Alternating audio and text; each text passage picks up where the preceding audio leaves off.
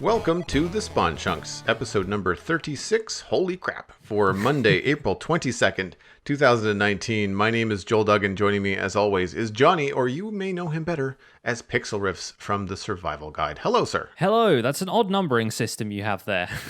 I didn't realize that you had to append the holy crap suffix to the episode 36, but here we are. So it's a new trend. Like you do the punny outro, and from here on out we'll just have to add like a holy crap on a cracker to all the big numbers that we see. That I just didn't realize we're already up to episode 36. I mean, I know that we just hit 32 and we joked about a half stack and all that kind of stuff earlier, but all of a sudden it is the end of April. Time is flying by. I'm probably more aware of it because I've got a birthday coming up, and it's one of those weird things with podcasting that I've found over the years where like you get into a groove and then all of a sudden you're in triple digits and you're like, whoa, what? Yeah.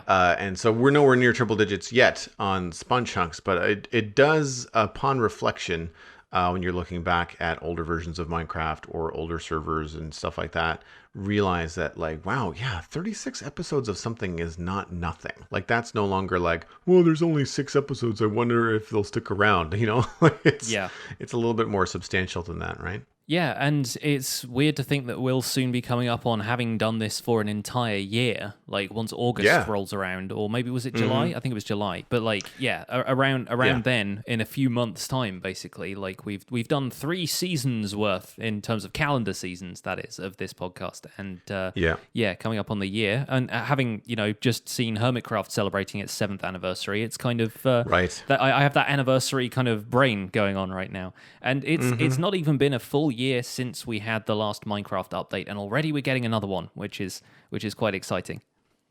Yeah, no, I am looking forward to it. I feel like I've been pretty negative about 114 on the show, but it's playing devil's advocate does that. I think that's and to create, and that's the thing, like to create an interesting conversation. If you and I were just like, yeah, that's awesome, that would be the end of that. It would be a very short podcast. Yeah. But I also find too that, and this is something that I've noticed on the Citadel Cafe, because we talk about Game of Thrones on my other podcast, and I love that show, but I am picking it apart currently. And I'm picking on things and I'm creating entire conversations around things that are really not that big of a deal because the show is very good. And this is the thing, like Minecraft is not the most successful video game out there for no good reason. Like there are a lot of good things about this game and everybody knows and loves them, but they're used to them. So when new things come out and you're looking for something to talk about, it's a lot easier. Unfortunately, maybe a little bit too easy in the internet culture currently to focus in on the stuff that people don't like, would like to see improved, aren't fixed yet, that sort of stuff. But I was reminded after a conversation I had in the stream this weekend, and I don't have a lot to report in terms of my week in Minecraft. I basically just did a bunch of really casual streams on the Citadel server in my swamp base, crossing T's, dotting I's, nothing to do with getting ready for 114 other than playing in the overworld to make sure that my iron farm was going. Sure, yeah. But it was just like, these are things that I wanted to finish and I had meant to finish a long time ago. And this is a space where it's not necessarily something that I show on video a lot in terms of YouTube, but it's someplace that I play a lot. Like I'm there to collect bones and witch drops and mine and stone and like all the things that you need to do all the other cool stuff in the game. And to me, it was just like, this just looks like so first week Minecraft. Like it was just, I didn't care about it because I didn't plan it to look pretty. It's organized, but it's not like, it was never meant to look super, super nice. And it was more of a, I built a couple of domes. They look like warts really in the swamp, but I used that time to like, I don't know how to build a sphere in Minecraft. So I'm going to try it here because this is just one of these spaces that not that I don't care about it, but it's not as important as like Dartmouth Meadows. So I've been spending the weekend there just doing really casual streams, not turning them into YouTube videos, hanging out with some folks, having a good time, and prepping for that. But the conversation on stream has been a lot of like, are you ready for 114? Are you updating? what are you excited about? And I had a conversation, I had some conversations with people that were reminding me like, oh yeah, you can now dye carpet. Oh yeah, you can now, all the new stones and slabs and walls. And there was one other thing that was changing in 114 that someone reminded me of, and I forgot it already. But like, there's these little quality of life things that are coming with the update that are being overshadowed by villager trading and iron farm mayhem and villager breeder stuff and all these different things. And you're just kind of like, well, I'm doing a little bit to prepare, but really most of this is it's a pretty casual update for the average builder, right? The technical players are kind of screaming from the hilltops, but from a builder perspective, there's really not a whole lot being taken away. It's mostly just your additive, right? It's all stuff that's going to make, crafting, dyeing, building, and doing stuff a little bit easier for everybody. So what have you been doing in Minecraft this week? Have you been preparing for 114? I kind of have, yeah. Today's episode of Survival Guide was all about trimming unused and redundant regions of the world ready to generate new structures, new bamboo forests and pillager outposts and the new villages, because I wanted those to be in easy reach, and I'm fairly certain I've already heavily generated 3 of the jungles in my world, so I would have to go really far afield to actually find a bamboo forest. So I decided that was going to be necessary, and it's also quite an interesting skill to know if you're somebody who maintains a survival world either personally or on a server. Of course, no sooner had I released this episode than people filled my Twitter mentions with a dozen better ways to do it, because the way I was doing it was basically working out which regions of the world corresponded to the region files in the save folder, and then just deleting them wholesale, which is a 32 by 32 chunk area. So we're talking like 512 blocks square. It's a big area to be deleting just casually, but because MCEdit hasn't updated to 1.13, I thought that was going to be the best way to do that. So people were very, very helpful and a little bit condescending at times, but I'll forgive them that because they have some very good ideas. Tiskin from our Spawn Chunks Discord community had linked this back in, I don't know, the dim and distant past, sometime in September, I think. There's a tool called MCA Selector, which is on GitHub. It's a Java executable. You can just download it like a jar file as though you're installing Optifine or something like that. And you use it to open the regions folder or either of the dimension folders in your Minecraft save folder that represent the end or the nether. And you can edit chunks from a top-down perspective very, very easily. It can go as large as regions. It can go as small as like individual chunks, sections of chunks. I haven't quite finished playing with it to see if you can edit like block for block. And it doesn't have all the features of MCEdit in terms of like the copying and cloning and changing biomes and that kind of stuff. But it does allow you to delete redundant sections of the world. So naturally, I learned this immediately after posting today's video and thought, well, shoot, I can't really like take this video down and then completely re-record it and put it up the same day. I don't want to like immediately issue a retraction or whatever and say like, hey guys, there's a much easier way of doing this. But I figure what I'm going to do is create a tutorial about that that's going to be like a follow-up, but it's going to come up over the weekend. And that way, if anybody wants a slightly more precise way of editing their world, they can maybe wait for that. Wait a couple of days into the update to make sure that nothing crazy has gone wrong and that there aren't bug reports coming up left and right, and then edit their world down a little bit from 1.13. I also presume, seeing as this tool is current, it might be updated to 1.14 pretty quickly, and then if you want to trim bits of your world when 1.14 is out, you can probably do that.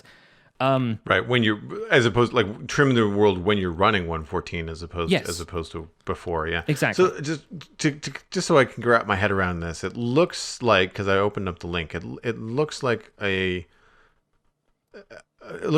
top-down grid, a map where you can then, highlight different chunks or regions, as you mentioned. So when you're deleting these, essentially what you're doing is you're telling your Minecraft save to forget these, but then reload them with the seed information the next time you play or the next time you enter that region. Yes. It's essentially the same. It's the corrective way of addressing the problem the way that we've been doing it on the Citadel, which is to not enter any new chunks until a new, like we just naturally, we don't really have a rule, but because there's so few of us, just through casual conversation, we've discovered that all of us have just been sticking closer to home as the 114 release is getting closer, because we thought, well, it would be nice to not have to travel miles and miles and miles to find a pillager outpost. Really, all we have to do is go into undiscovered chunks until we find one. And so we're doing that proactively, I guess, and this would be just the counter to that. This would be going back and saying like, all right, well, crap, I've already loaded this island that's right off the coast.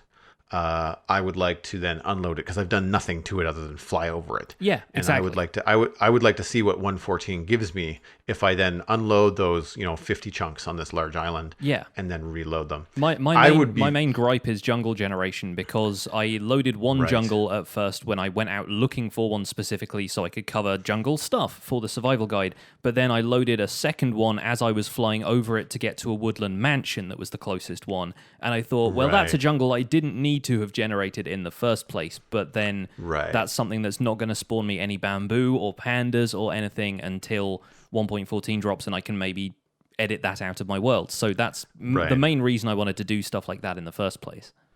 Yeah, I've got those weird lazy chunks that happened when we moved from the Mojang realm over to the Cubetoast server. And so something as precise as this would be a nice tool to just be able to say, like, I could be in game, I could get the exact coordinates. I mean, obviously you would want to do a backup before we did this, and then, have that kind of capability of swapping those files. But it would be nice if I could delete some of those chunks, because some of them I've already kind of manicured and changed by hand, but I could get rid of a huge amount of work, because I've got another build that I want to do near these chunks, and they're an eyesore. And so to be able to go in there and be just like, nope, let's just delete this whole area. And it's not a small area. It's not like, a 2x6 chunk. We're talking like, I don't know, I want to say it's a solid. I did the math one time about the square kilometers, and it was a lot more than I thought. But I want to say it's a good 16 by 16 chunk area. So it's as big as the spawn chunk sort of area. Yeah. It's not the same shape, but it's about that size, and it could really be removed. It's the kind of thing where, like, when you're flying over it, it kind of takes you out of the game. Like, it takes you out of the immersion, because it's like, wow, that's a weird skyscraper mountain. Yeah, with a flat side that's 60 blocks tall. I had some chunk errors like that on my original patron server world when I moved the world's spawn point, because I wanted there to be like a welcome area where people could like walk down off the plank of a ship as though they'd just arrived in the swamp, and then the thing they see in front of them was this giant city.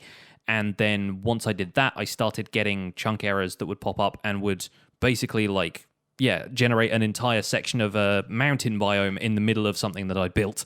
And I was like, this will not stand. And I ended up using MCEdit at the time to go in and, clone those chunks and basically take them from a backup of the world that I had and drop them in over the top of the stuff that was popping up as errors.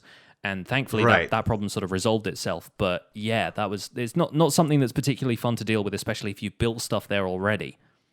So would MCA Selector be easier to use than MCEdit?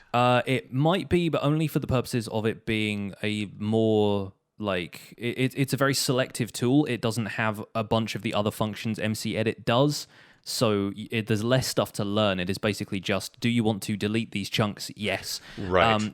Apparently, there are also some filters that you can apply, which actually automatically delete chunks for you based on whether or not those chunks have been loaded for a particular amount of time. So if you imagine that you only really spend about a minute flying over a region of your world, then that's only been loaded for that long. Whereas if you've been spending time building, say, a farm somewhere completely obscure away from your main set of builds, you don't necessarily get to see it from the surface, but there's something underground that's really important that you don't want to delete. It will know that you've been there for more than, say, an hour, and you can program it so that anything you've been in for less than an hour, it can delete all of those chunks for you. So there's some quite powerful like filters that you can apply to it, but it really only does one thing, which is help you clean up redundant sections of your world. Right. And you would still get the same chunk back. It would just that it would be with additive content. It uses the same terrain generation algorithm still, yeah. Right. Because I'm thinking about the giant, like 1,000 block wide coral reef that we have quite close, relatively speaking, to our main development. And if even though we've not been there much and there's nothing built there really, it would be very easy to just kind of include that in the chunks that we wanted to reset. But my concern would be that we wouldn't get a coral reef back, that we would get something else. I think those biomes do have an element of randomness to them in the sense that I think tree generation isn't necessarily determined exactly by the world seed. I could be wrong about this, but I think on some occasions I have seen when a region has been reset or a chunk has been deleted, the trees generated a different way the next time than they would like the first time. So the trees don't like line up particularly well, and there is like a border to them. But then again, I don't know if that would happen with a coral reef, because isn't a coral reef like a specific biome, or is it does it just count as warm ocean? I forget. It just counts as warm ocean as far as I know, and then coral has a chance to spawn in warm ocean. So again, like it's one of those things where like those are the kind of situations where I would just be safer just outlining that coral reef and saying let's just leave that exactly how it is, and we'll reset the stuff that's outside of that. As with any kind of tool like this that has a quote unquote automatic function, I would just I would rather just know that while there's a whole lot of nothing between Dartmouth Meadows and the Mesa is where my skeleton farm is. It's where, I've done a lot of work to set some things up. I would rather not delete any of that. So we're just going to find that on the map, draw a great big circle around it and say leave that. That's fine. We don't need to reset those, even though they're far enough away. I would even be okay with leaving all the chunks in between that, because originally I would have had to walk there, because I don't think we had a Elytra at that point. I would have had to walk to get there to set up another portal in the beginning. So all the chunks in between have been loaded once. Yeah. And probably in 1.12, not 1.13. Yeah. So all the things in a straight line, which is maybe, a couple dozen chunks on either side of you, but it's just I would be fine. It's whatever. That I wouldn't be so worried about that. I would just be looking at the major regions, the stuff that's farther away. The good thing about our server, of course, is that we're not super active. So it's not that things have been loaded and built for miles and miles and miles. It's really, everybody's pretty close together. Yeah.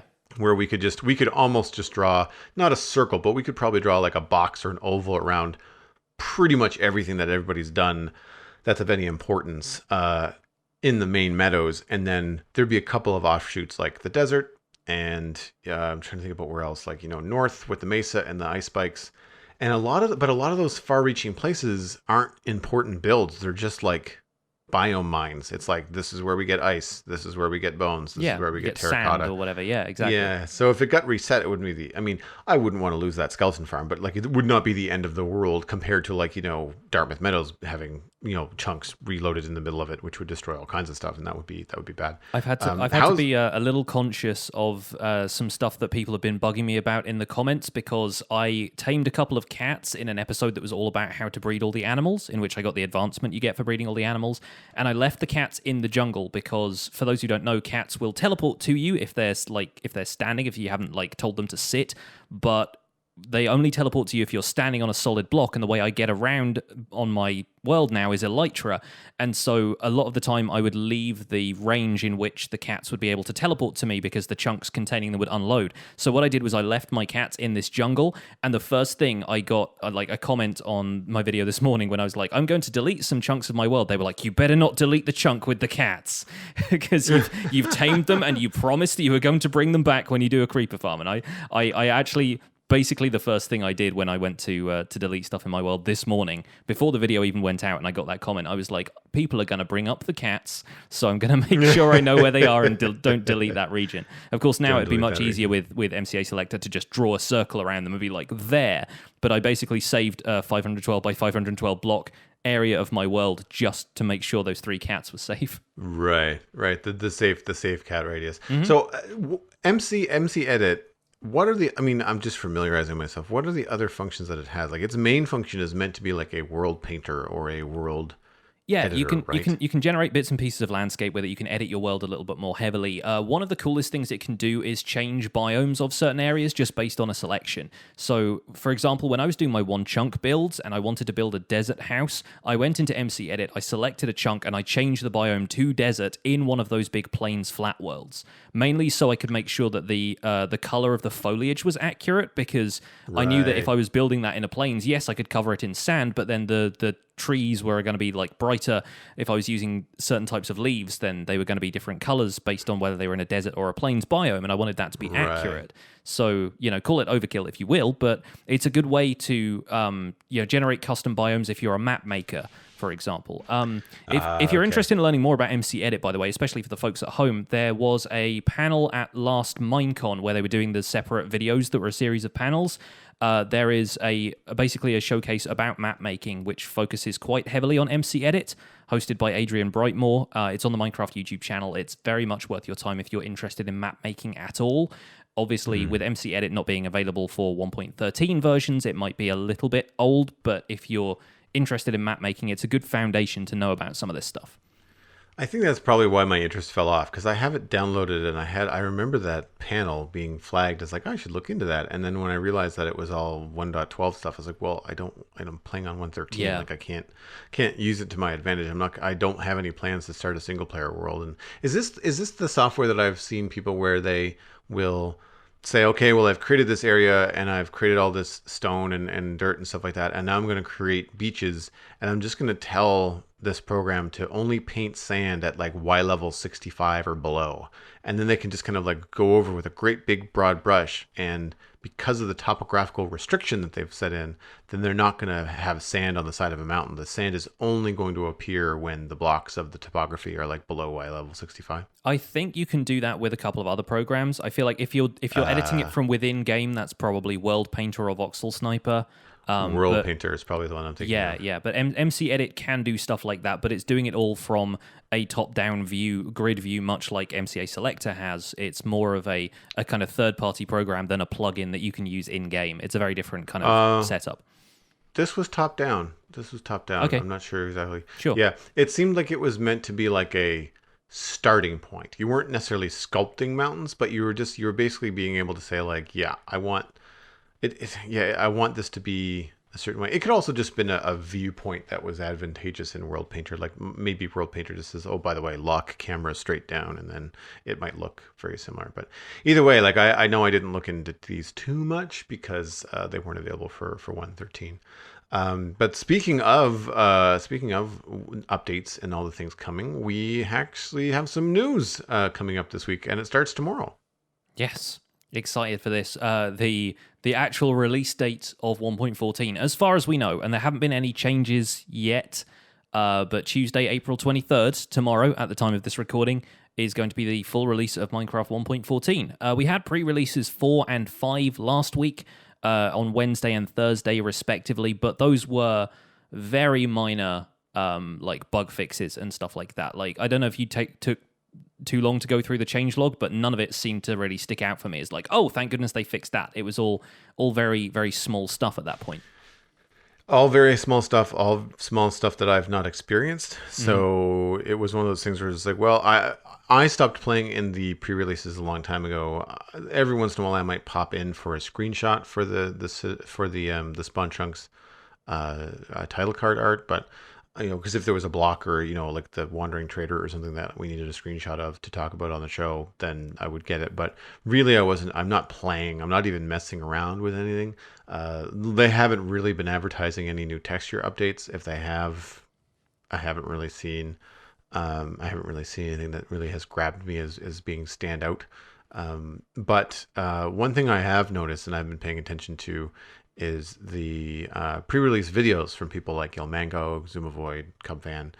They tend to do these like summary videos, and I'm noticing that there's still quite a lot of stuff that's not finished. And so I'm surprised. Like did you feel, just because we've been covering this week to week for the last little while, do you feel like the last kind of like snapshots through pre-release 5 to release date have been very quick? It kind of seems like they have, but I think that's just the way they function right now. Is we've set a date in our heads. We want to get this stuff out, And I think in terms of features, it's complete. The question at this point is complete for who? Or for whom, if you're the grammatical type, because I think a lot of the issues people are having with the completeness of stuff comes down to bug fixes which are relatively minor and behaviors which they're still not entirely sure how they want to go with them in terms of like iron golem spawning and stuff like that potentially. But as far as features go for the broader player base, looking at the big picture, I think everybody else would consider this a big, like they would consider this a complete update. And if they said, oh, we're delaying the update so we can figure out how iron golem farms are going to work for people, I have a feeling that maybe like 50 to 60% of the player base would just go, we don't care, we want the update now, like we're ready to experience content. So I kind of think they don't really have that excuse when it comes to delaying the update any further. I think so much of this stuff can be worked out in the incremental 0.1, 0.2 updates that might appease the technical players and will fix anything that's, immediately a problem with 1.14 proper. And I think that's the place to do it. I feel like delaying it any further, we end up with an update Aquatic situation where you say it's going to come out in April and then it comes out in August. Yeah, no, and I can understand the it's perfect is the enemy of done. I know, I understand that. I'm just wondering because some of the things that specifically Comfed brought up in one of his videos was like villagers being able to be hit by their own fireworks in celebration after the victory of a raid. Villagers will celebrate and send off fireworks, and they always check to make sure that there's not a block above them, unless it's glass. Yeah. At which point. And thinking about some people that are a little bit more advanced in that they're not just defending a raid, but they've actually created a villager enclosure or they've built something cool. And if the villagers are just like, well, we're going to shoot fireworks despite the fact that the glass is just an inch above our heads. He did it in a video where the villagers shot up a couple of fireworks and like they died almost instantly. Yeah. It's like that would suck. Like that would not be a good player experience. The fact that that's still possible, in pre-release 4, I think at the time was when Cub made the video, and that hasn't been one of the things that they've listed as a bug fix in pre-release 5. It's just like, why are you really sure that this is ready to go? Now, I say all that, and then there are also a number of things that I think we are going to see in the release of 1.14 that they have not told us about. There's going to be some surprises. There's going to be some features. There's going to be some things that are just something that they've got working the way that they want. They did not need to test it. They wanted to have some sort of surprise. It's like knowing what's inside your Christmas presents before you open them, right? Like, you kind of want to have the player base have some sort of excitement in some sort of discovery. It'd be cool. When a new release comes out. Yeah. Well, I feel like that happened in 1.13, right? Like I feel like there were some things that weren't listed that were just either different or were just a surprise. I can't think of any off the top of my head, which is weird. It's one of those things where like it's the kind of thing that you've been playing with it for ages, and it just seems to be like, for example, being able to elytra into small spaces and do that. Was that something that you could do before 1.13, or is that part of like the swimming? I think so, yeah. I think they ended up changing the elytra flight hitbox thanks to some player feedback after a while. When everybody started flying with fireworks and you had people designing elytra flight courses at that point, they kind of went, well, if the player is basically horizontal, then it makes sense that their hitbox should only be one block high. And so maybe there's some stuff that has just kind of carried over and feels more relevant in a new update that maybe was a feature earlier, but just for whatever reason was overlooked at the time. But you never know. They might have some stuff kind of poking around, and it's always the case that emergent gameplay is going to start to happen after the update comes out, and people just experiment with some stuff, find some weird behavior, figure out how they can reproduce that behavior. And while that might lead to a bug fix, it might also lead to something that is very useful for players. And then that's something that can either be, exploited, if you want to use that word, or just, it becomes like a new fact of life. Same way that I imagine people experimenting with iron farms. The mechanic isn't there so that people could farm iron. It's just a happy accident and, an intended kind of, a player-driven experiment to figure out how we could get renewable iron out of that. Yeah. So I mean, so the things that I feel are feature complete and I'm absolutely ready for are things like dyeing carpet and the new flowers, and not having to rely on some of your resources, like some of the dyes that you currently make, like purple and green, or not green, but purple and blue and stuff like that. Previously were finite, like you'd have to just find more lapis before you could make more dye. Well, now there's a blue flower, which means that, with bone meal and some other sort of mid to late game mechanics, you can not have infinite, but have enough that you're going to be able to quickly be able to create the dyes that you want without running low. Yeah, if you want a blue bed on night 1, then it doesn't mean mining for lapis anymore. It just means you need to find a cornflower. Yeah, exactly. Yeah. So that kind of stuff, the new slabs and stairs and stuff, I feel like all that kind of stuff is ready to go. And this is the kind of thing where I feel like smaller increments would be beneficial. Like I would rather see that kind of stuff that has been done for months just be available to us a long time ago. Yeah. And then have the villager mechanics and the villager breeding and like the iron farm stuff and the trading and the raids and the new mobs and stuff like that, like the Villager Beast and all those different things. I can absolutely see those being tied to a specific update, a specific release date, and like, no, these things have to be 110% ready before we actually release them. Speaking of, there's some other stuff that I've seen that have been inconsistent with some of the illager farms and stuff like that people are trying, the more technical players are trying to exploit. And again, not the focus of the release, like not how, like you said, more than 50% of the player base are going to be playing the game, but it's one of those things where like this is out there and it took these players like a day to find it, not even, and so it's kind of surprising that Mojang hasn't caught that already, because you would think that the people that are developing the game would be at a level at some of these technical players, right? Like that they would be seeing the game kind of like inside the Matrix, right? Like all the code and they're looking at the code, yeah. Yeah, they're the Neos of Minecraft. We're just like, yeah, that's a great idea, but like, well, but that would affect the way that all this works and stuff like that. Sometimes in a good way, but also sometimes they might be able to spot things in a bad way. But I know the thing that I think really grabs me about the release, and this was something that I pointed out last week, is that I still feel like there's a bunch of stuff that's not ready or not finished in 1.13. Yeah. So it feels weird to move on to 1.14, and that to me is one of those things. But we can get into that a little bit later. The other news this week is that the Minecraft movie has a release date. It's going to be released on March 4th, 2022. The bullet point Joel has put in the show notes is, do we care about this? And I think it's a little early to be getting excited about the Minecraft movie. There was a little bit of extra information involved with this. So after a while, we've reported in the past that it's kind of changed hands in terms of writing and directing and that kind of stuff. So maybe everything is just locked in for good now. One would hope, if you're at all interested in the Minecraft movie, that they've come to some sort of decision about this. But a little bit more information. It's going to be something live action, and it's going to focus on like somebody in the real world, and then I think the Ender Dragon, it said, gets loose in their world, and they have to go on an epic quest to restore the damage or something like that. And I saw a few people on Twitter just kind of confused about why live action was the approach they were taking, since Minecraft is a video game and it lends itself quite well to an animated style.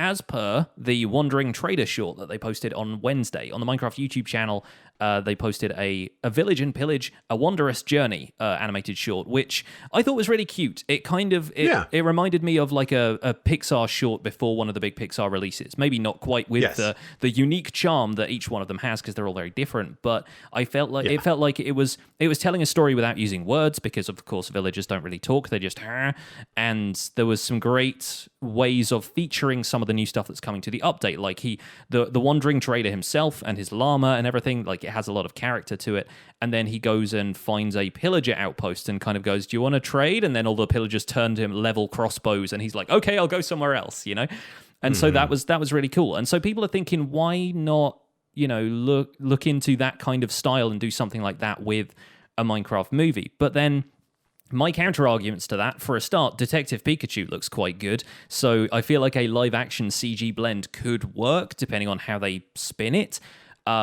But the other thing is there are so many community-made animations out there. I feel like maybe they want to do something that's different to that and something that couldn't immediately be compared to what Element Animations do. And, you know, there's YouTubers out there, like I think Captain Sparkles has own animated things, and the Minecraft Story Mode game, for example. They want to take a stylistic move away from that to make this something more unique. And also to make it not look like, oh, hey, this should be a video game. Why can't I just play this instead of, why can't this be Minecraft Story Mode Season 3?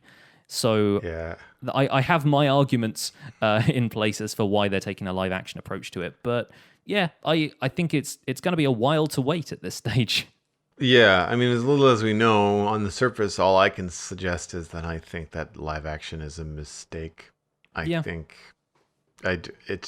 mean, I see your argument for the Detective Pikachu. The difference is that whether it's hand-drawn CG or a live action with CG special effect characters, Pikachu is organic. Yeah, exactly. It's a little animal thing with round corners and fur, and there are canonically humans in the Pokemon world as well. So it makes sense. Whereas like Minecraft being the blocky aesthetic, kind of merging with the real world, I can understand how that can seem a little bit strange. But well, this is the thing. Like, I mean, how are you going to fight?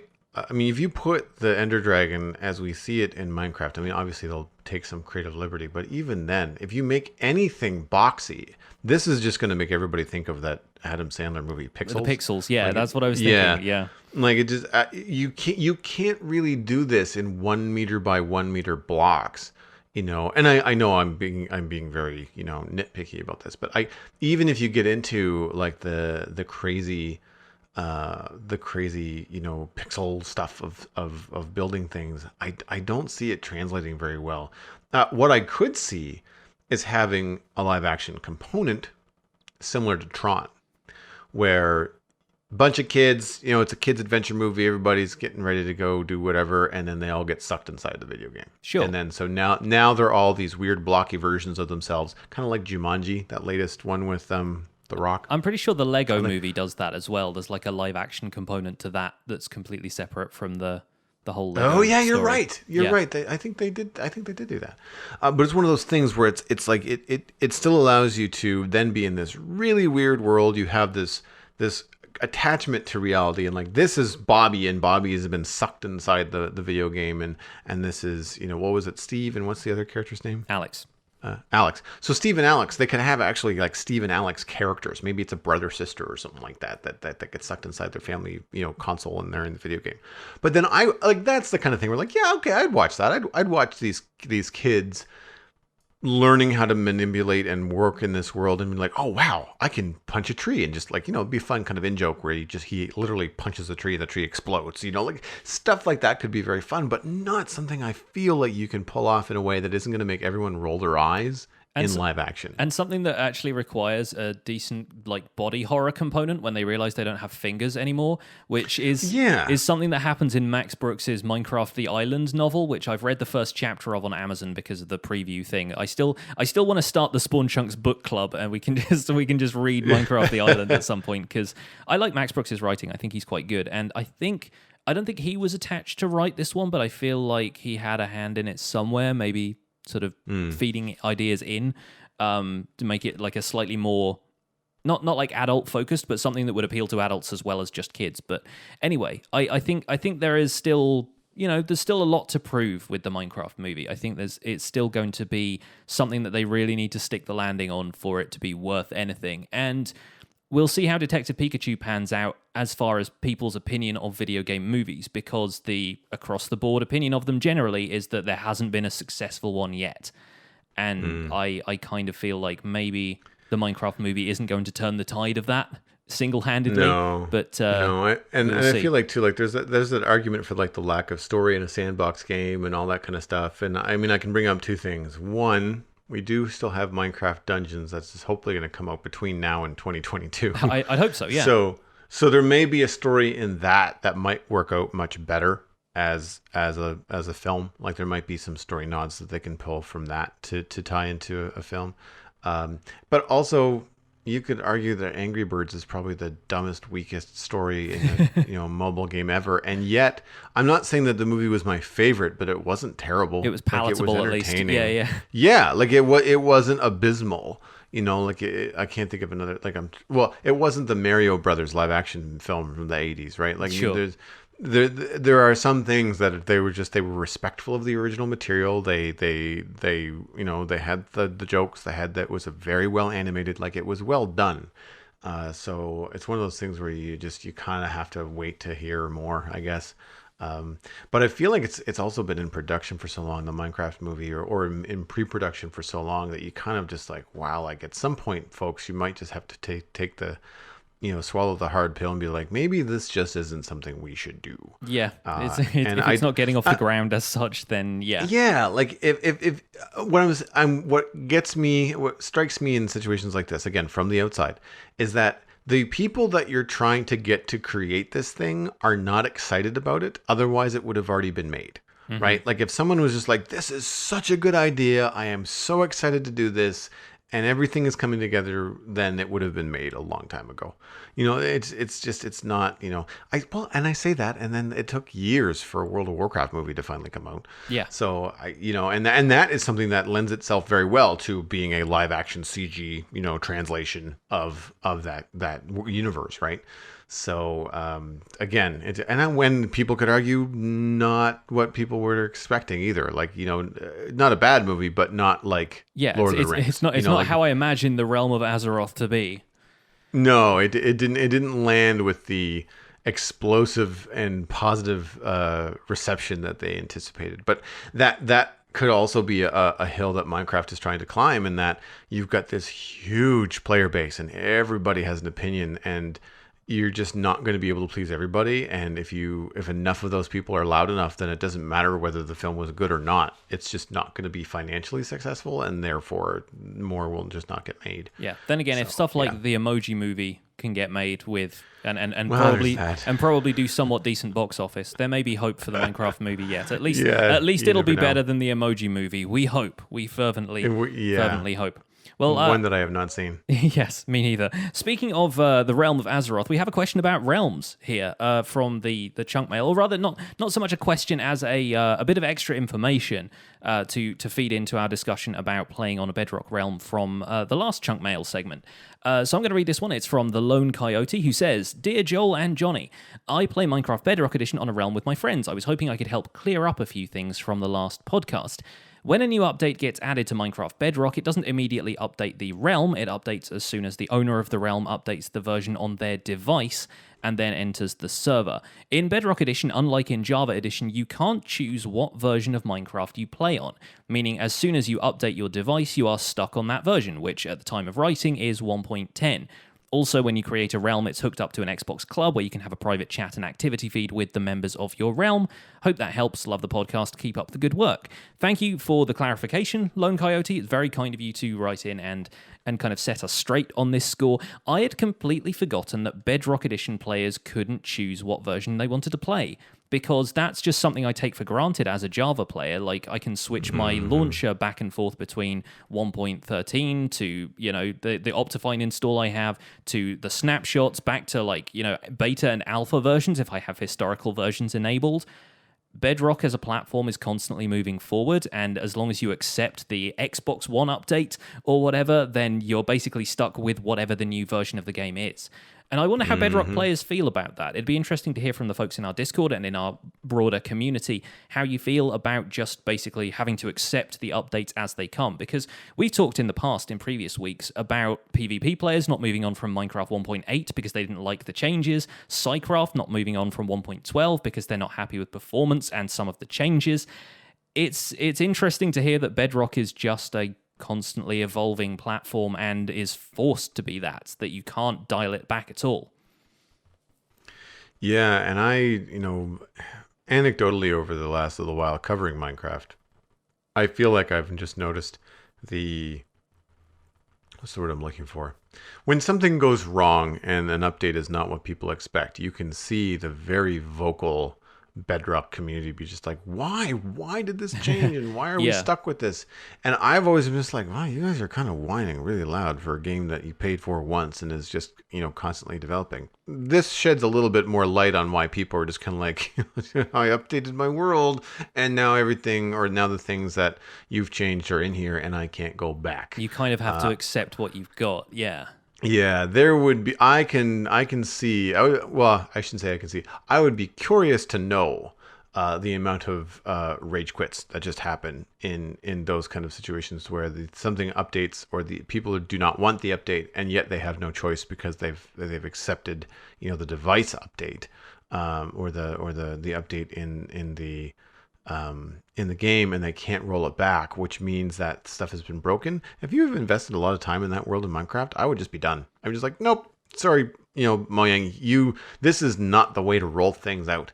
I think there was actually an issue recently in which a beta version ended up rolling out to Xbox players, not by mistake, but I think it came out early.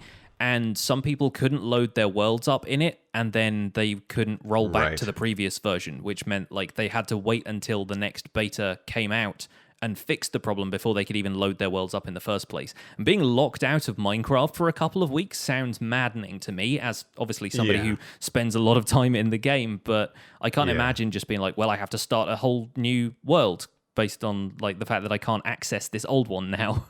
Just seems endlessly frustrating to me. Oh, I mean, if something happened where the Citadel disappeared, I mean, like, it's a different situation when you're a content creator because you've got a community that's supportive and, would mostly like, that really sucks, but we'll be here, when you want to start punching wood again and we'll all do it together. But it would be a very different situation if it was just like, this is my hobby on my weekends, like this is my model train, this is my Lego city, and if something happened where it all got wiped, like even if it was something just as simple as nothing that Mojang did, but just like my own computer, if something got corrupt and the file died, and like, well, I mean, I had this happen recently where I lost a lot of video files, and I kept on trucking because I'm a content creator, but like there was a lot of work, a lot of hours that went into all that kind of stuff that I lost, and there's just nothing you can do. Like you just kind of have to say like, well, that sucks. You just have to accept it and move on. But in something like a Minecraft world, if I was to lose the whole thing, if the Citadel was a single player and it was all me and I wasn't online, I wasn't sharing it with anybody, like I can't say that I would just be quite happy to just pick up my socks and just jump back into Minecraft again, especially if that problem was at the hands of like a faulty update or something that Mojang had done incorrectly in an update that caused the world to corrupt. Yeah, something that you have no control over at that point. Yeah, then I would have been just like, I don't want to play your game anymore. That's when the hockey sticks come out. Yeah, no, I think that's what I'm just like, I'm out. I'm gonna go find something else better to do with my time, and I think when you have that kind of situation with Bedrock, differing from Java, I'm not saying the pitchforks are necessarily justified, but I can understand the higher emotional reaction that I see quite often online. If nothing else, Bedrock players, you have our sympathy. That's the official line of the Spawn Chunks is one of sympathy. Do we know? I mean, is that console only, or is like if you're playing Bedrock on a PC, can you still not choose what version? I would presume not. I think when I've logged in to play, say, Cobble Clicker with Zloy when we were doing that map, I think it did just straight away update to the latest version when I launched the game. I think I might have had to click something to accept the update, but even then, without accepting the update, I wouldn't have been able to play the map on his.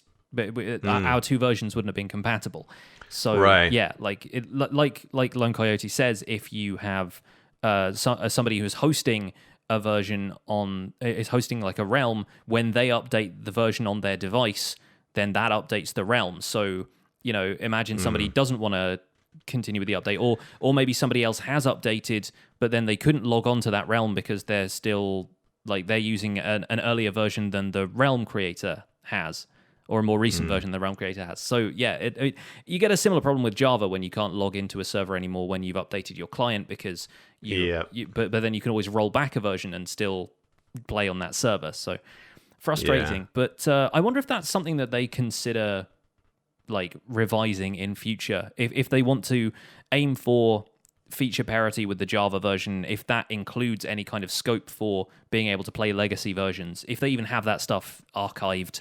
It'd be interesting to find out because it would be interesting to find out, and let's hope that they don't push Java in the opposite direction, like towards Bedrock. I don't think they will. That would come across as a very like taking a feature away kind of thing for sure. And whole servers and projects and stuff have been predicated on the fact, like Grian's Evo server, for example, and a few people have done a series where they've gone back through the history of Minecraft from alpha versions and earlier all the way up to the present day in the same world. So I feel like that's so much ingrained as part of Java, and it's so easy to distribute the Java version as well because you just download it. It's not like something that has to go through Microsoft's approval process and everything. It can just exist, and old server jars can be... It's like having software on CD. You can still play it because you own that. And I feel like making that available to Bedrock players would be an improvement, I'm sure, especially if people roll forward and find that they would want to roll back, but they can't. Who can say? But we appreciate the clarification once again, Lone Coyote. That's very good information for us to have as non-Bedrock players. So moving on to our main topic for this week, I wanted to do a bit of a retrospective on the update Aquatic because we are moving ahead into 1.14. We're definitely going to be discussing some of the new stuff that comes up next week, provided that everything runs on time and the update comes out as planned. But I wanted to look back at what were the highlights of 1.13 for us. Are there any shortcomings we think Mojang or the community could learn from? Anything that was just like really stand out great? Anything that emerged from it that we didn't expect? Do we still love bubbles? Because our first episode of this show was basically us running down like our first impressions of the update Aquatic. So why don't you kick us off? What do you like? What are you not so keen on about the update Aquatic? And what do you think could be moved forward from?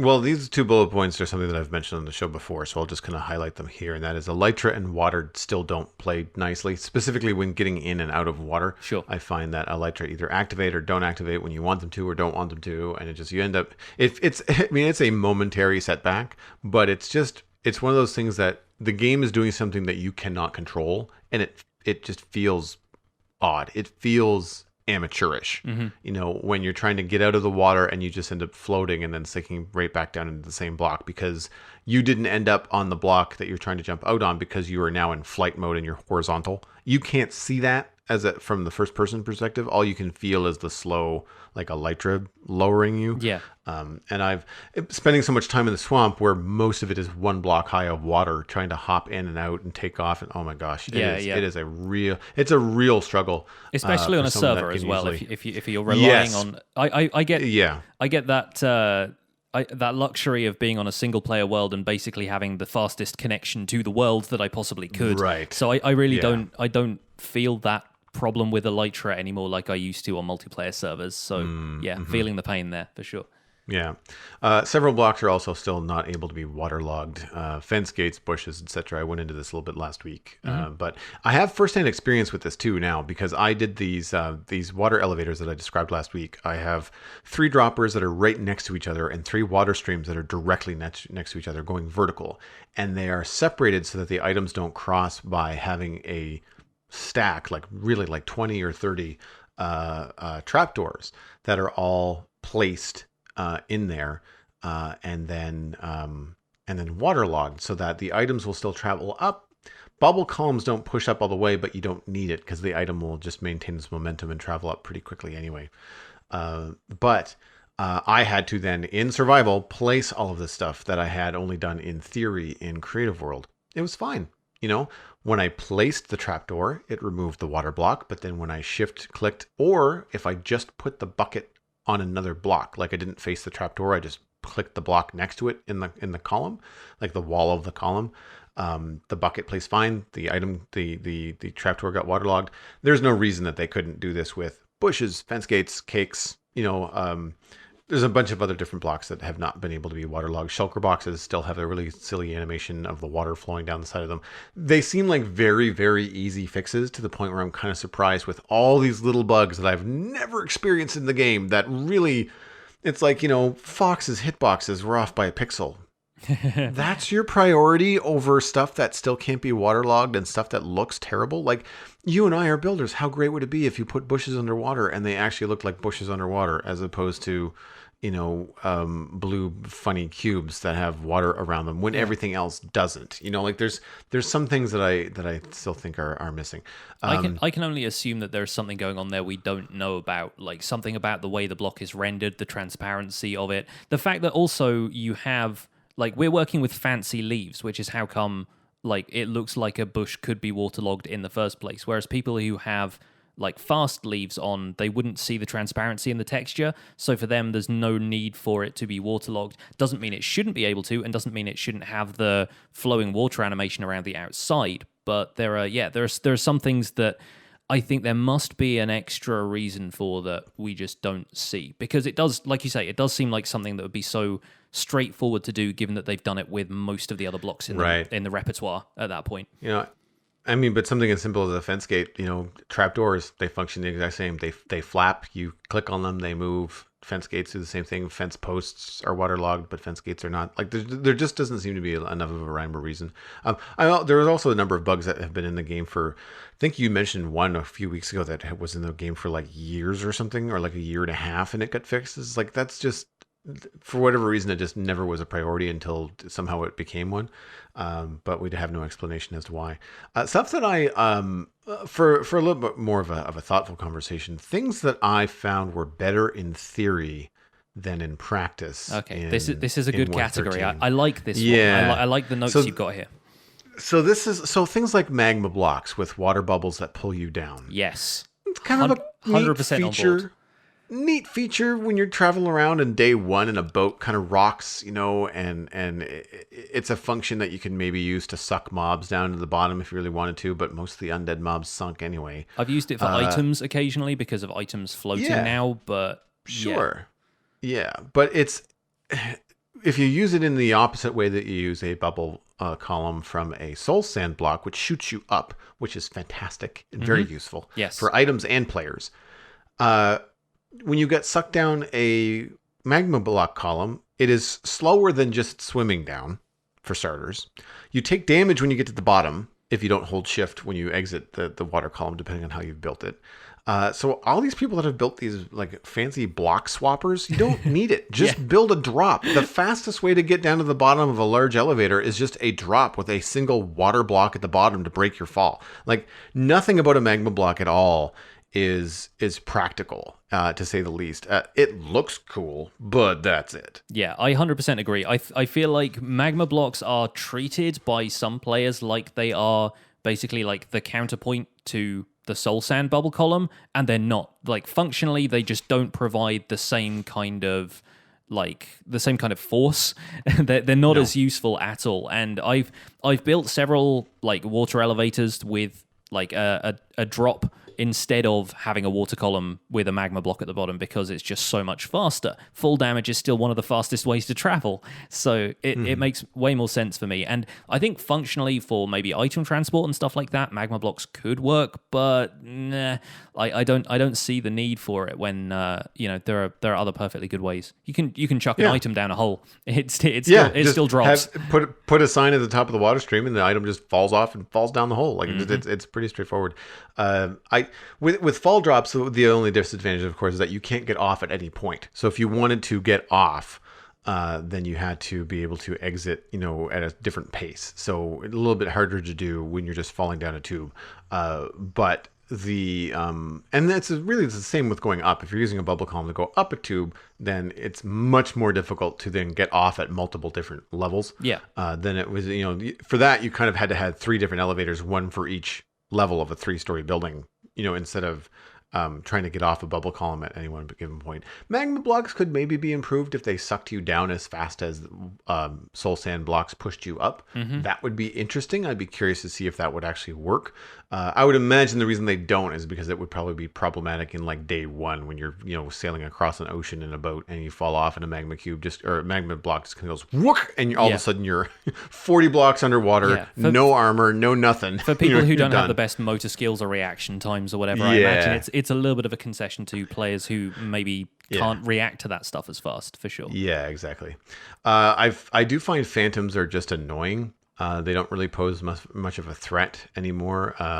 I think the sound and the ambience is great. I think it's nice that they've been added to the game. it's cool that they're the source of a very rare drop, but their terrible accuracy and incredibly slow speed is just kind of like, oh god, Phantoms. I wonder. I just gonna go to bed so the screaming stops. Like I don't really care anymore. I wonder if Phantom AI could be tweaked in the same way that Skeleton AI is, where they become more accurate on harder difficulties. Because I've really noticed that in the change from normal to hard on the survival guide world, having skeletons be pretty much 100% accurate instead of being like stormtroopers, it's been way more challenging. It really has. I've had to use my shield a whole bunch more, and people wonder why I still roll with a shield, guys. It's really quite noticeable, and I wonder if maybe Phantoms could maybe they just turn a little bit faster. That alone would be kind of intimidating. If like suddenly they pull like a swift 180 and they stoop and dive right back at you again, like that kind of stuff, making them a bit more unpredictable would be great. Obviously, again, that's the kind of thing where day 3 of your world, if you still haven't quite got set up, you don't have a bed, there's no sheep around, obviously that becomes an inconvenience to players. But then hostile mobs are meant to be an inconvenience to players. That's kind of the point. It's how you learn. So maybe Phantoms could be tweaked in future. I agree with you. I love the ambience. The sound design for them is great. I actually really like the style of the mob too. Those ragged wings and stuff. It really it came together a lot from the original designs, and I like that. I kind of agree that I haven't thought about Phantoms for the longest time in my world, mainly because I can sleep whenever I want to, but it's just not a concern for me in the way that I expected them to be at first. Yeah. Well, I mean, they're called Phantoms. Wait, what if they were able to go through walls like Vexes? Right? I'm not keen. Not keen, to be honest. Having them swoop down and prevent you from sleeping because they can phase through your roof, not so much. Not so much. Yeah. Well, I mean, maybe it's only some blocks. Like maybe they can't get through heavier blocks, or I don't know. I know I've mentioned before on the podcast that having Phantoms be able to teleport like Enderman would also be interesting too. Yeah.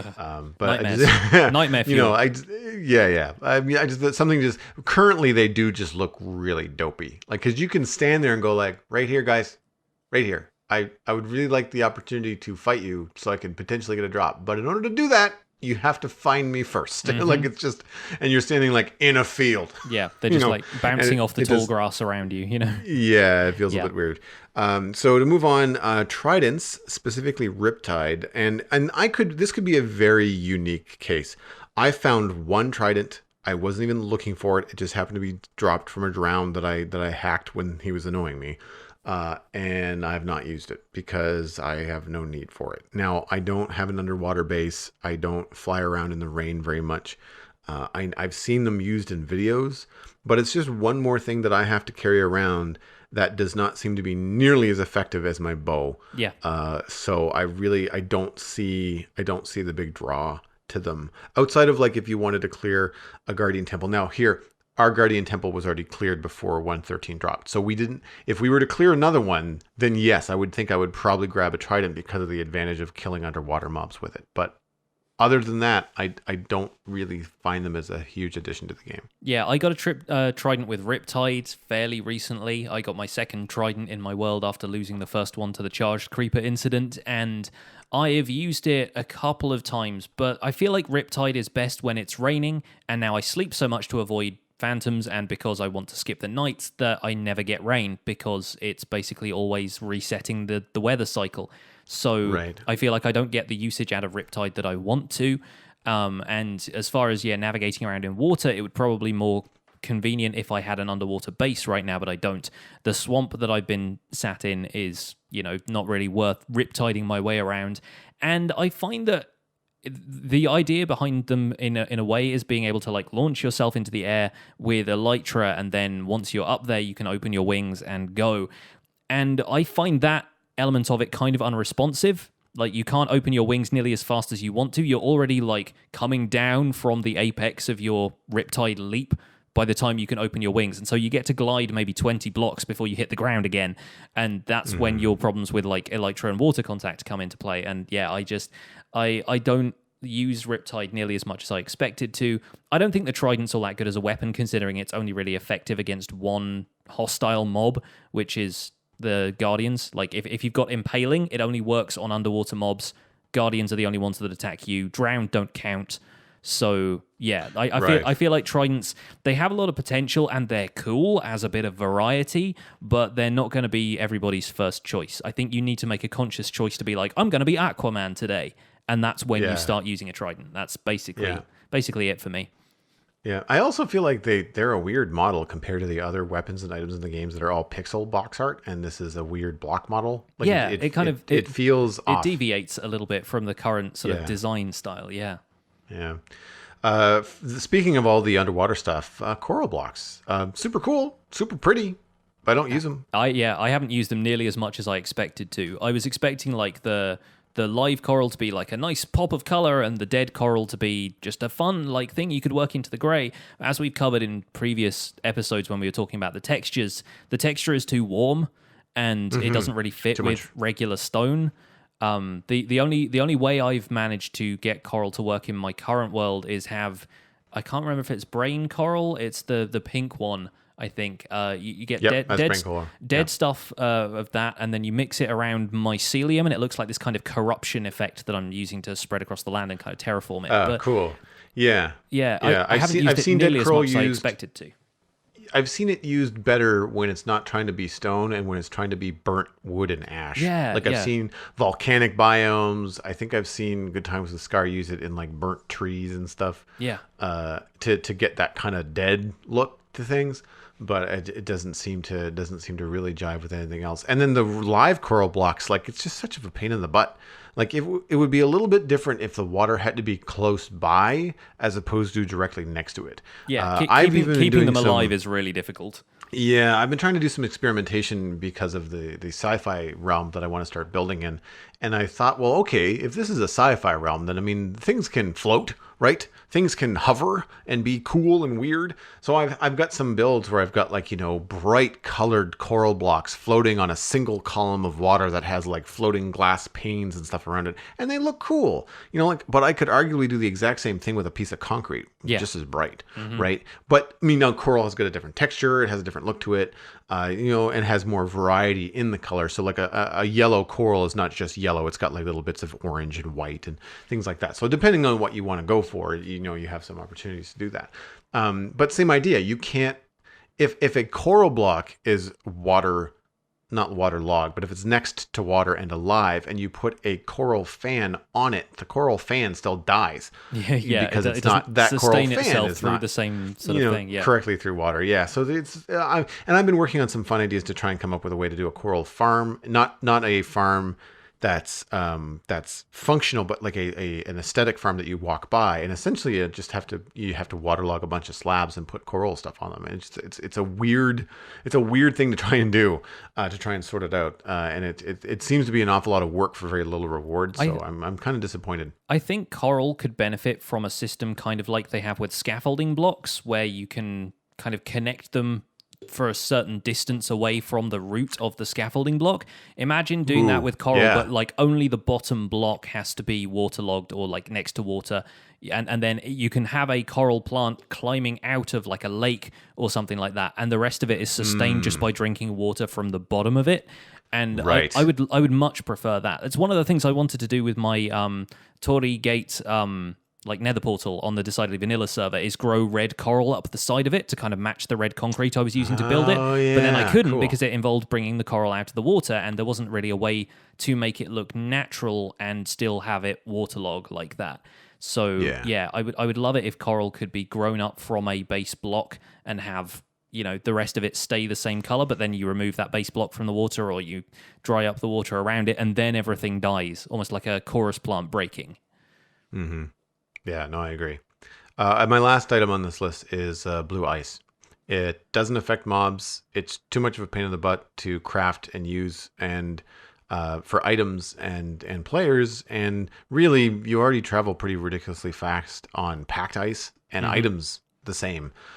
So I've been using ice to move mobs faster because packed ice and blue ice don't affect them. So really, blue ice is just really expensive and not that useful. Yeah. Do you like the look of it out in iceberg biomes? Do you think it really adds to the iceberg biomes? I don't know if I've seen it. I think we only have one iceberg biome, and I flew by it once to say, oh, hey, cool, we have one of those. And that's it. Because the ice biome that I go to collect stuff from is an ice spikes biome. Sure. So Yeah. it doesn't have the blue ice, right? Like they just have the packed ice. Yeah, and they the regular they ice were and they stuff. were an older addition to the biomes. So yeah. So I haven't bothered, and really that ice spikes biome has enough lakes that freeze that I just end up collecting both. I collect some packed ice, but mostly I just collect ice, and then I use ice more than I do packed ice. So I'll make ice or packed ice out of ice, and then just never bother to collect blue ice. I've got a stack of it somewhere, but I've just not had the use for it. Now, if someone has a very specific like long nether tunnel that's a boat road or something like that, then sure. Like I get that you can travel at like ludicrous speed, but I haven't had the need for it because chances are I would rather just jump in a large enough tunnel that I can fly down with my elytra than have to get in and out of a boat. To do that. That's my problem is I've built these two long tunnels and I still fly through the shorter of the two that gets me to the Guardian farm. Like I still just fly through it because it's more convenient than making sure I brought a boat with me. The longer of the two has the blue ice in it and I can notice the difference. It is genuinely very fast and I'm happy about that, especially if you're going a long distance in the nether. Yes, that's going to be perfect, but it's not really something you can automate very easily, like you can, say, a minecart. So you can have a boat dispensed from a dispenser, but I think it has to be on water. So it's a little bit tricky remembering to bring a boat with you for those things. And there are so many fringe cases where blue ice sort of makes sense, but I agree it's nice to have maybe as like an afterthought, but it isn't really like as much of a feature as you expected it to be. Mm-hmm. And last is just turtles. I got nothing to say. They've added nothing to the game. I like seeing turtles. I think they are more of an ambient thing than everyone expected them to be. Everyone expected turtle shell helmets to be more desirable than they actually are. And yes, you've got the Turtle Master potion coming out of that as well, but that's not desirable either because it gives you slowness 6. Then there's a few things that are nice about turtles, but I spent an episode on them in Survival Guide and I haven't really been back to them at all. And so they're a nice ambient thing in much the same way dolphins are. I think dolphins are sort of the same, where they are an improvement to ocean life. The oceans feel a little more atmospheric. Having them around, you have that dolphin's grace effect, which is kind of cool. And if you can make a dolphin highway through the kind of catching dolphins, like I've seen folks on servers do, ZloyXP did it on the decidedly vanilla server between my base and his. That's cool, and it allows you to swim real fast, which is great. But it's so tricky to do in the first place.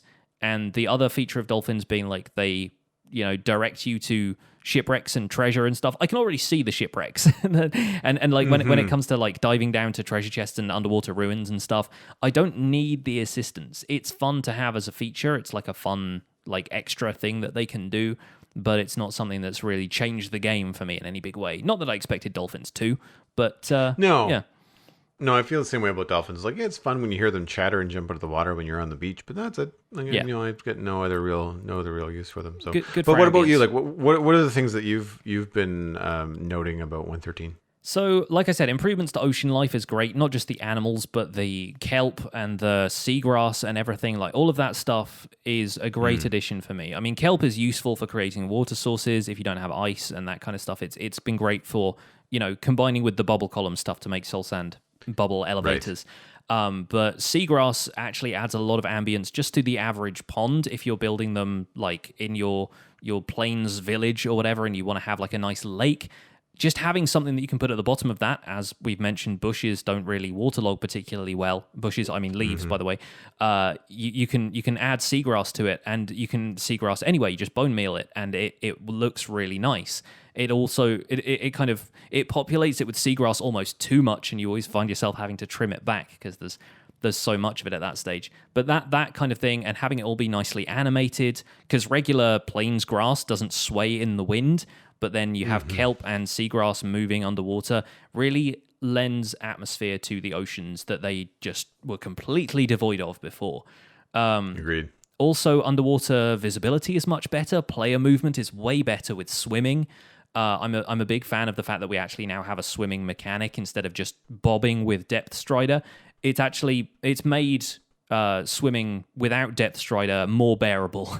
I'll say that. Like, absolutely, yeah. No, I agree. And I should go back to my note about Elytra. Getting in and out of water without Elytra, just as a regular, Minecraft player with armor on, is way better in 1.13. Yeah, like way better. Yeah. Absolutely. So big fan of the swimming mechanic being a thing. Waterlogging blocks is also quite a cool feature. Like we said, it feels kind of inconsistent with how it's been applied, but having the ability to waterlog stairs and slabs and have that be kind of a feature of walkways and things like that, having little paths with gutters that run with water, and being able to build a pontoon in a swamp where they've got a jetty heading out into the swamp, and some of the slabs are half submerged in water, but then they don't feel like they've got like a giant air bubble underneath them, is wonderful aesthetically speaking. Being able to build underwater, not that I've done too much of that, but it's really, really nice to be able to place blocks underwater and not have to deal with all of the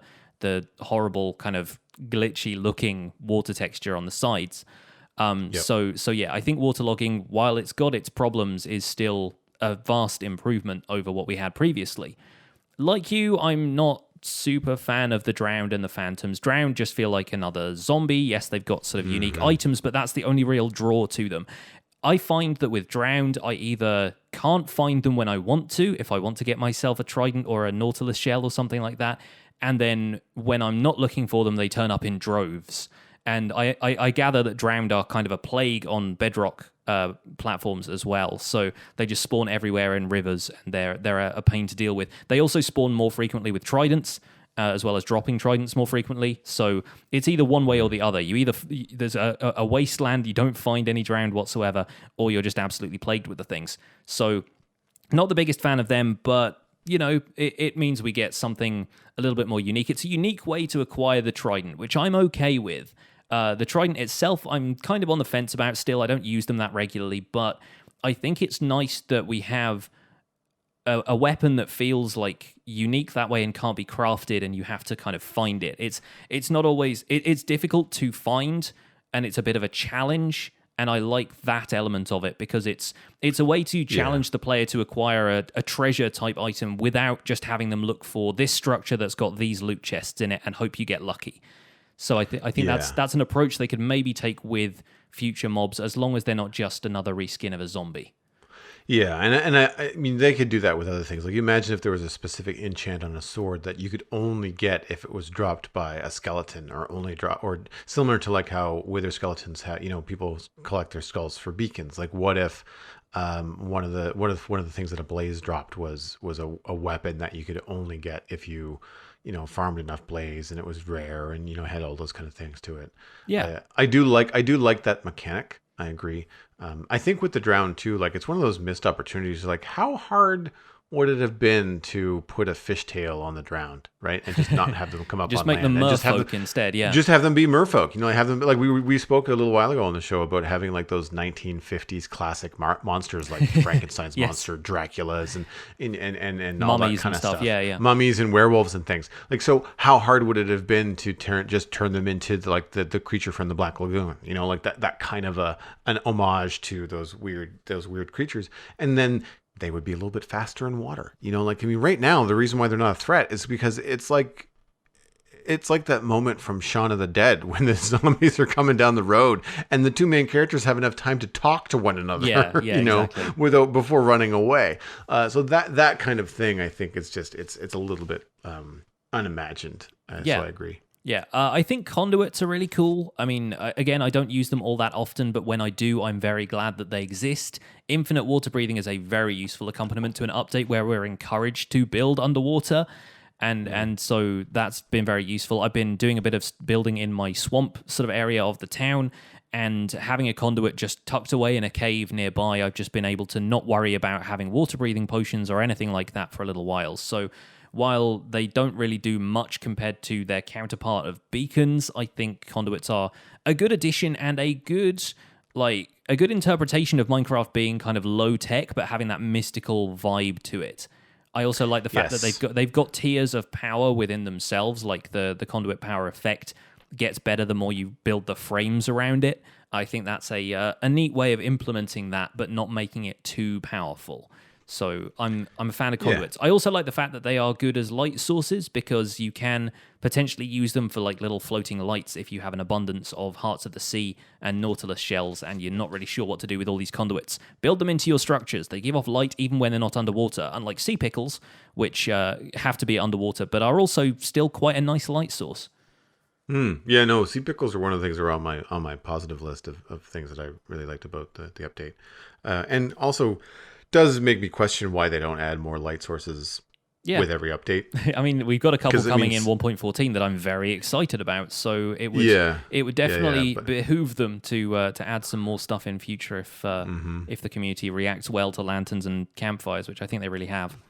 Yeah, especially if you can do stuff that's a little bit more magical. Like sea pickles, it doesn't make any sense that they're light sources, but it's fun. It's Minecraft. You know, like I would love to if they had some sort of mineral similar to how you place 1 to 4 sea pickles on the ground, and it has a predetermined kind of, you know, way of emitting light, and it has a pattern. It would be really neat if you could gather some sort of crystal that then you could place at various points in a cave ceiling, cave floor, cave wall, and depending on whether you've put 1, 2, 5, whatever, it would emit different kinds of light. And then you would be also in control of like, oh, this cool spiky crystal coming out of the wall, you know, and how it looks. And I think that would be kind of a fun way to add some different light sources without just giving people another 1 by 1 meter block that emits light. Yeah. Having it be something a little bit different, because then you could do cool stuff like, you know, putting 1 on a table on the inside of a build, and, you know, have that little kind of Minecraft RP of like, well, if these crystals exist in the world, then it would make sense that instead of lighting candles, people would just have little chunks of them lying around for light sources on coffee tables and things like that.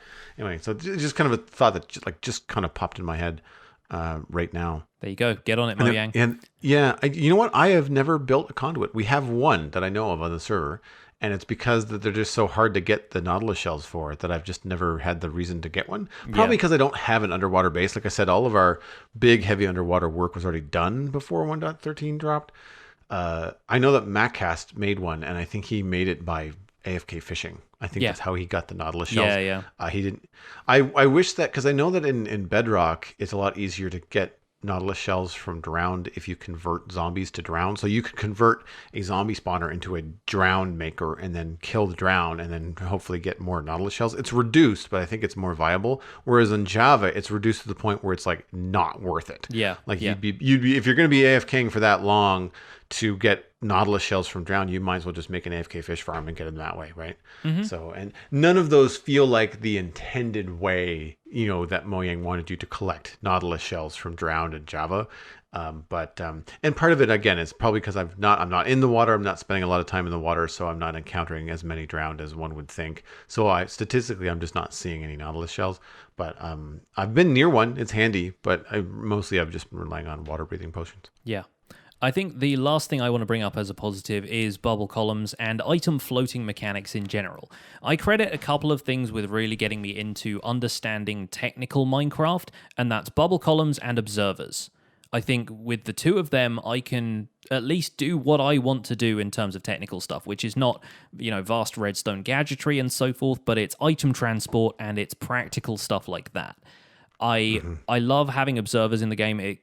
Generating a 1-tick pulse, which is what they do typically, is very useful to me in terms of activating stuff. And the way of doing that with a redstone circuit before was far more complex, and it's managed to compact stuff like that into a single block that makes it very easy to do. Likewise, bubble columns have encouraged me to play around with item transport because upward movement doesn't involve redstone-heavy dropper pipes that have to be activated with redstone torches ticking on and off around them, or glitchy item elevators where you have to make a solid column of material and make sure that the item just kind of glitches up to the top of it. And so while I fully agree that magma block water columns are overrated, especially for player transport, I think soul sand bubble columns are the business. And I will fight anybody who says otherwise, but I'm pretty sure you're in agreement.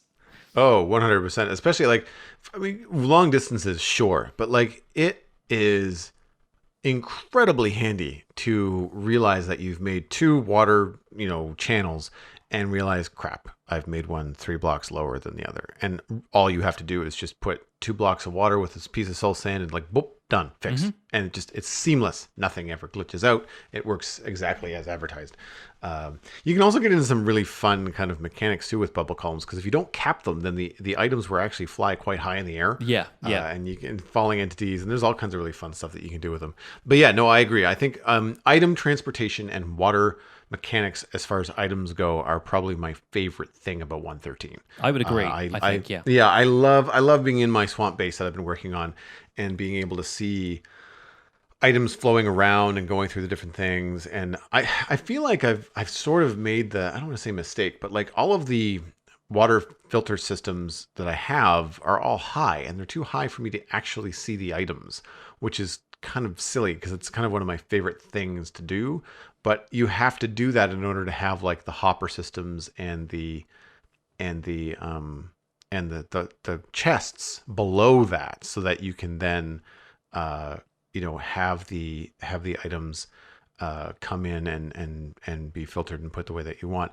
But it never occurred to me to bring the items in low where I can see them all, and then just quickly put them up high before they get filtered out, right? Like for whatever reason, you always think like law of least effort, like, bring them in high and then just always have them go lower to get to where they need to go, so that you don't have to go up and down, but it doesn't matter in Minecraft. Like you can do it however you want. So, if I ever do that again with water streams, I might put the water streams lower so that you can actually see the items traveling along. In some cases, it's practical to have them out of sight or covered up, because then you don't have mobs that are picking up items and then the mob is not despawning and stuff like that. But if you have them in a way that's encased, then I think it becomes more fun to see things moving around. But yeah, I feel like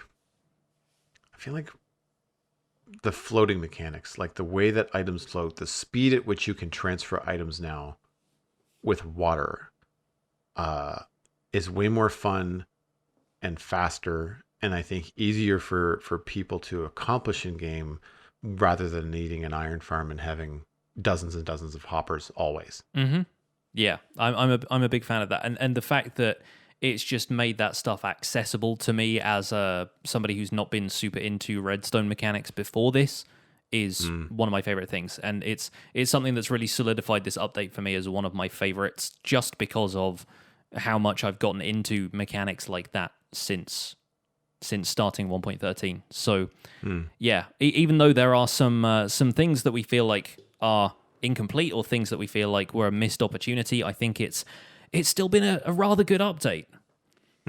Yeah, no, I agree. I reckon that's probably going to be it for our discussion today, though. Thank you so much for listening to this episode of The Spawn Chunks. You can find more information about the show and links to some of the stuff we've talked about today at thespawnchunks.com.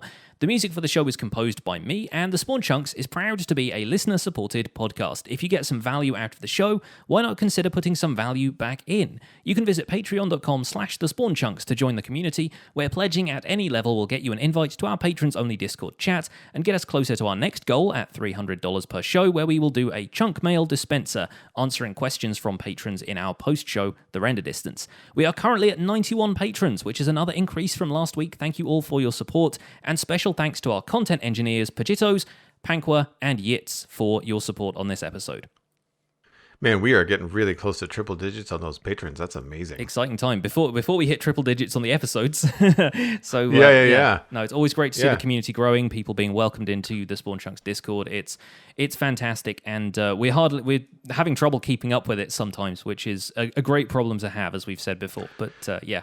I mean, us personally, and I've actually had someone comment to me. We had a former patron say that they're still a patron, but they don't participate in the Discord because they find it too fast. You don't have to, with the Discord, you don't have to read everything. You can just kind of, what's nice about it is that you can come in and come out. And if you have a question, it's like, what are people talking about? Why is this particular Snapchat or this, not Snapchat, but this snapshot in the Snapchat channel being so, being talked about so heavily? Someone nice will just bring you up to speed. Like it's not, it's not the kind of environment where you should feel obligated to be in there all the time and keeping up.